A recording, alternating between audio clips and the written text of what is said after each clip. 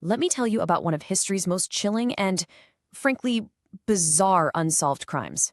It's a story that starts with a horrific act of violence, but the part that will really stick with you, the part that's truly terrifying, isn't the murders. It's what happened in the days that followed. So picture this. It's March 1922 on a remote farmstead in Germany called Hinterkaifeck. An entire family, 6 people, are found murdered. Just a shocking, brutal crime. But that's not what makes this case a legend in true crime history. Not even close. Because here's the twist. After the murders, the killer didn't run. They didn't disappear into the night. No, they stayed. For days, they actually lived in a house, right there with the bodies of the people they just killed. Now, to really understand how this could even happen, we have to go back to the days just before the slaughter, because the family, they knew something was wrong. They knew they weren't alone out there. The farmer, a man named Andreas Gruber, started telling his neighbors about all these really strange things happening. First, he found a set of footprints in the snow leading from the deep woods right up to the farmhouse, but none leading back out. Then, a newspaper from a city they'd never even been to just appears on the property. The house keys vanished into thin air.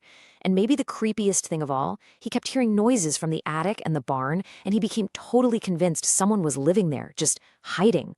I mean, you have to imagine how terrifying this was. They were completely isolated.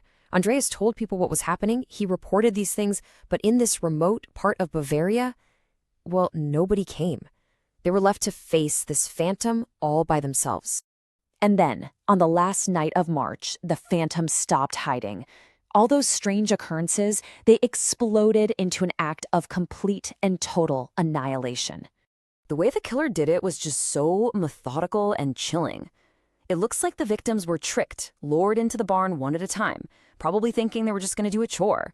This wasn't some random, chaotic attack. This was a calculated, patient slaughter. And in the murder weapon, it was a mattock, just a heavy, common farm tool, sort of like a pickaxe. The killer used an object from the farm itself, turning something meant for working the land into an instrument of pure horror. So, in the end, 6 people were dead. Andreas Gruber, his wife, their widowed daughter Victoria, her 2 small children, and the brand new maid who had just arrived that day. The youngest victim, just a 2-year-old boy, was even killed in his own crib inside the house. And now we get to the part of the story that just doesn't make any sense. The part that takes this from a tragic crime to a truly haunting mystery. What the killer did after the murders. Okay, think about what you'd expect from a farm where everyone's been murdered, right? You'd expect total silence, neglect, mail piling up, starving animals. But at Hinterkaifeck, neighbors saw smoke coming from the chimney for days. The cattle, someone was feeding them. The mail was being collected.